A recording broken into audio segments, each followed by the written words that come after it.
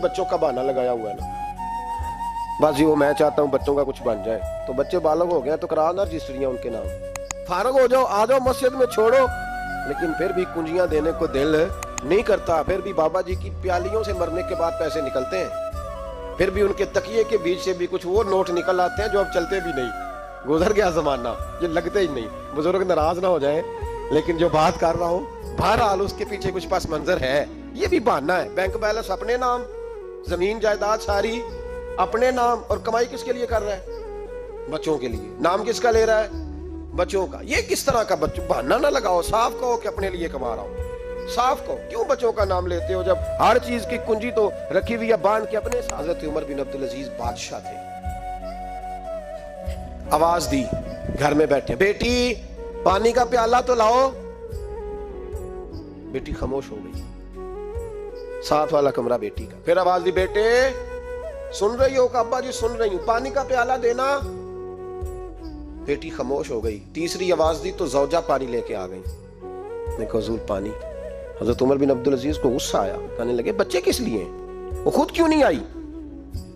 अब इतनी नाफरमान हो गई है कि एक प्याला पानी का बाप को नहीं दे सकती, क्यों नहीं आई? तो जौजा कहने लगी चलें दारगुजर करें। उसने कहा अब्बा को नहीं बताना, पी ले। क्यों नहीं बताना? बताओ क्यों नहीं आई? मैंने उसको पुकारा था, तुम्हें पुकारता तो तुम आती, तुम्हें बताना पड़ेगा।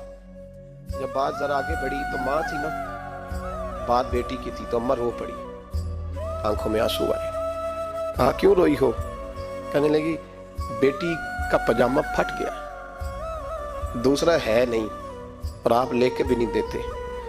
कमरे में बैठ के तो पजामा सी रही है, तो कह रही थी अब्बा को बताना ना, उन्हें तकलीफ होगी।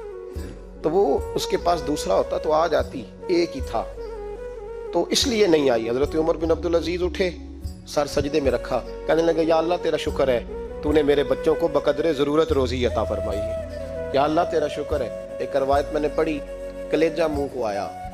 मुस्तफ़ा करीम बैठे थे तो सैयदा आयशा सिद्दीक़ा रज़ी अल्लाह ताला ने अर्ज की या रसूल अल्लाह सल्लल्लाहु अलैहि वसल्लम, वो देखें सैयदा फातिमा आ गई है, वो देखें बीबी साहिबा बगैर बताए आ गई।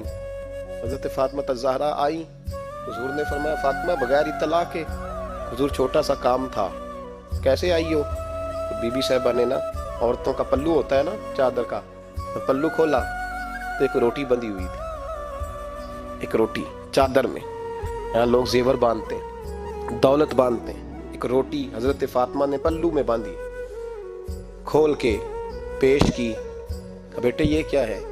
अब्बा जी कई दिनों से घर में रोटी नहीं पकी थी, आज अली कुछ जौ लाए थे, पीसे हैं, चंद रोटियां बनी हैं, तो बच्चों ने तो खा लिया, तो मेरे सामने भी एक रोटी आई थी, मैंने लुकमा तोड़ा है तो मुझे ख्याल आया पता नहीं मुस्तफ़ा ने खाया है कि नहीं खाया, पता नहीं हुजूर ने रोटी खाई है कि नहीं, मैं लेके हाजिर हो गई हूँ, मेहरबानी फरमाएं। तो फरमाया बेटे बैठ जा। हजरत फातिमा भी बैठ गई। सैयदा आयशा कहती हुजूर भी बैठ गए। फरमाया फातिमा कितने दिनों से नहीं खाया? अर्ज की हुजूर 3 दिन से। फरमाया बेटे मैंने 5 दिन से नहीं खाया, आ जा। दोनों बाप बेटी मिल के खाते हैं। रोटी 2 हिस्सों में हुजूर ने बांटी। फरमाया चला आदि तू खा, आदि मैं खाता हूँ। हजरत फातिमा ने लुकमा तोड़ के मुंह में रखा तो रो पड़ी, हुजूर 5 दिन से नहीं खाई। फरमाया बेटे चुप कर, हमारा दुनिया से क्या ताल्लुक, एक पुल रह गया है, बस अल्लाह फिर जन्नत की सारी नेमतें अता फरमा। रोने वाली बात ही नहीं है इसमें, बस